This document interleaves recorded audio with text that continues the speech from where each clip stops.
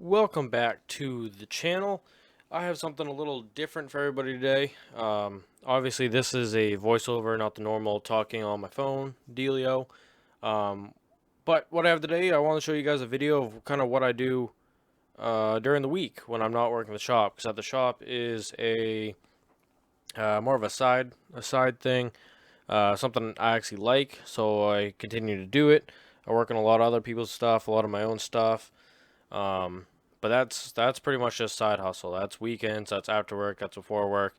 This is what everybody would call a 9 to 5. For me, it's a 7 to 3:30. So here we are. Uh, Today we're just this is the most recent project. Pretty much the architects are fucking us on this. Instead of tearing down the whole farmhouse, which is the part where taking the roof off today, instead of just tearing down the whole thing, they decided that, hey, we're going to save it, but we're going to redo all four walls downstairs, the floor, the second um, floor, and then the roof and the gables. So I don't know what we're saving. I don't think anybody knows what we're saving. I don't think there's going to be a single thing left of wood that is left from the original building. Instead, what you get is a fucked up floor because we're building these on granite blocks, not foundation. And you could add a full basement between that and the addition. The addition is what's covered in that black Mento paper. And yeah, so now they're just getting a half-ass house, and it's not really anything we can do about it.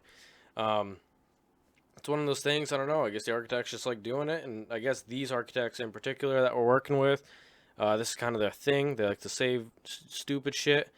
Well, because they get paid more than me, and I guess that's their call. But almost every time something like this happens that in the past, and the homeowners always regret not tearing it down because it's just a waste of fucking money, is all it is.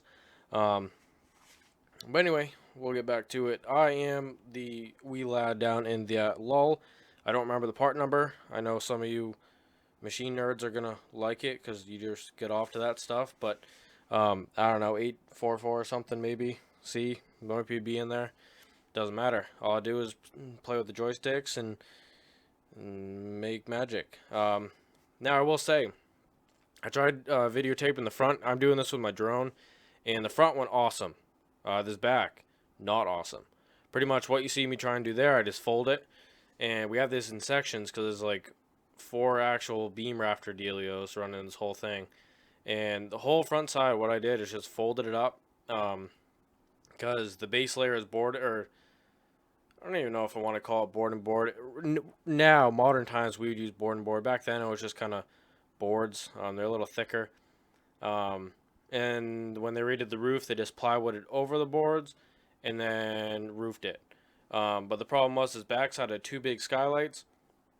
And good on whoever roofed it because they used Grace ice and water, which is good. It's good stuff, and you don't really see it on things like this. And a lot of stuff we work on is just so not ideal, and you don't really see that stuff. But anyway, for us, it kind of made this harder. And the only thing I wished having this is either I wish I had claws like a grapple, or I wish I had a longer forks because pretty much the purlings were, I don't know the measurement. They might have been 4 foot or just over 4 feet apart. And my forks are just under. Once they hit, it just wasn't enough, and they kind of just broke apart. So it was kind of a pain, but it overall was okay. Um, but the front side went awesome. I would have loved to do it. Made me look not like an idiot. Because I just folded each section up and I took pretty much like five big lifts down, and that was it. That whole side was done. Over here with between the ice and water, and then where we built the addition part, you can see where kind of where the houses come together. Those are not permanently jointed right now. They're just kind of done on the first floor, a couple lags through it. But in terms of the roof line, where the valley is going to be, um, the rafter is a little longer on the right side, and then the five or six or so that go into the house, um, like over the edge of the existing house, those are shorter. So basically, this roof right here, the bottom part was getting hung up on the rafter, and the rafter tail of the first one that stuck out by, and I really didn't want to break it because that would be a very not fun conversation to have. with the man who pays me. And right now, drone's just going down because the battery's dying, whatever. So here it is now. I changed angles, give you something a little fresh. Um, this video was like an hour long in terms of all the clips, and I basically put it to 4 times speed. Why it looks kind of, why everything looks kind of weird, but that way the video is only 15 minutes long, just under 16. All of a sudden done. Um, but yeah, so we got that side. It was pretty okay. Um, this last section was interesting. I remember that last one we did on this on the other gable end, the one from the last clip. When I did that, I basically racked the whole house because that I didn't know that the ridge was coming with it, and before then, every single piece I took off, everything popped off the ridge, and I basically racked that whole piece, and that was a little scary. It was probably scary for the worker buddy I got up there too, because he's standing out there and the whole building shaking under him. And what you don't see is that hole, so that big trench you see by the plastic. Half the house underneath doesn't have anything underneath it. I mean, there's probably I think we have four like wood like trunks of trees that are cut down as the poles down there. There's a couple of those little like tiger pole deals, those steel poles. Um, but yeah, the most of that house doesn't have anything underneath it because we dug out the underneath with the mini X to make some sort of connecting basement thing. Because again, they didn't want to tear down the house, so we couldn't do it right, and it's gonna be super janky. But that's okay. I get paid the same no matter what we do. So anyway, now the roof's all done. In terms of the layment, um, now we got to go ahead and take those. Um, I'm gonna call them rafters. Pretty much, they're pretty cool beams, really. The original house is cool, and they tried to redo it at one point, and they tried to make it a little more modern, and they basically took all the cool stuff out, and um, yeah, it was super shitty demo downstairs.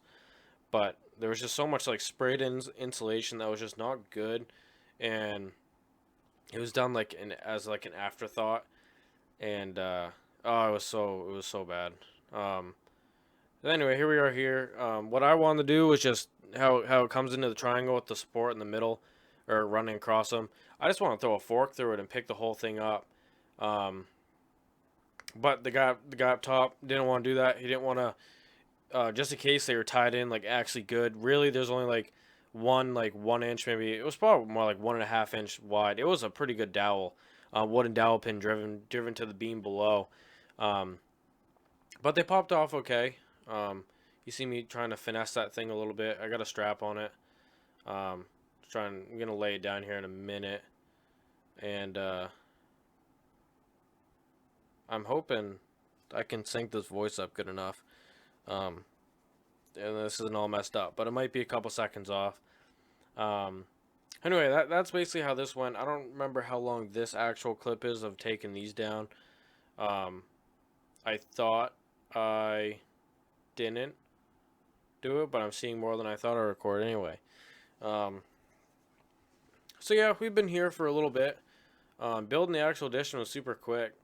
Building parts like easily the fastest, and I don't know, just the money could have been saved just by buying. I mean, the whole house can be new afterwards, just not sitting on anything.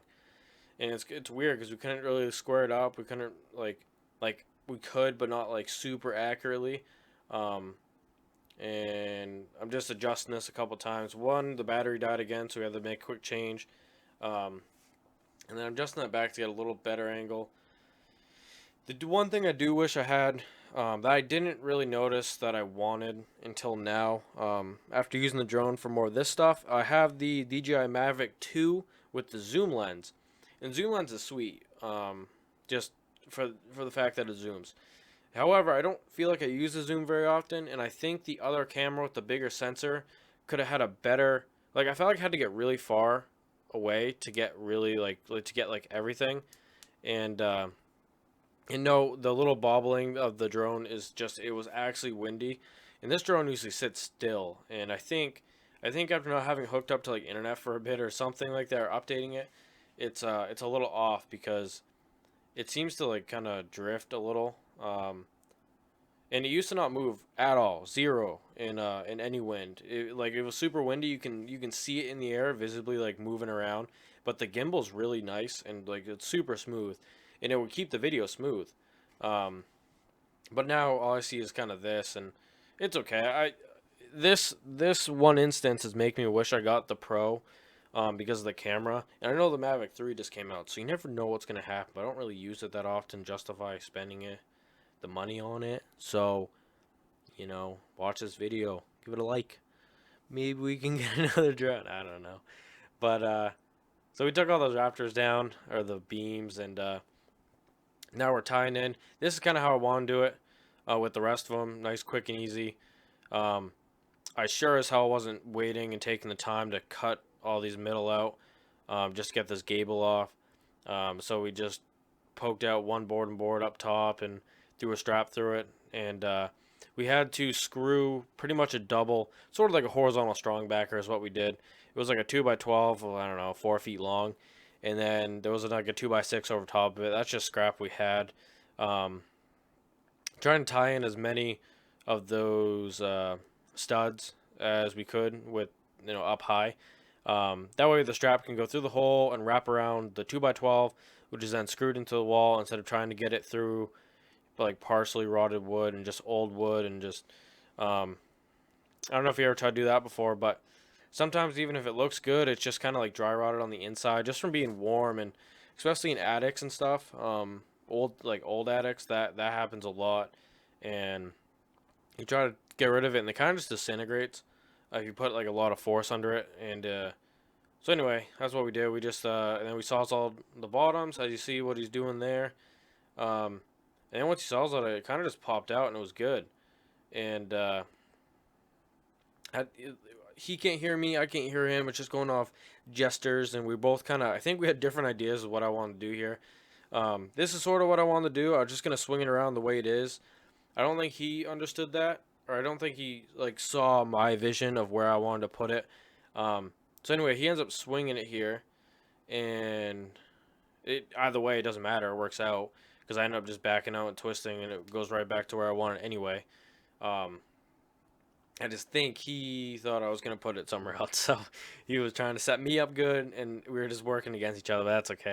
Everything worked out just fine. That was the lumberyard man, seeing what stuff we needed. And yeah, so this project's going pretty good. We are leaving that other gable up. I almost slapped him with it too. Um, the drone felt super fast when I was flying it. I don't know why, because it never has in the mode that it's in. Um, so I don't really know why, because I almost hit him, and it is never gonna gone that uncontrolled before.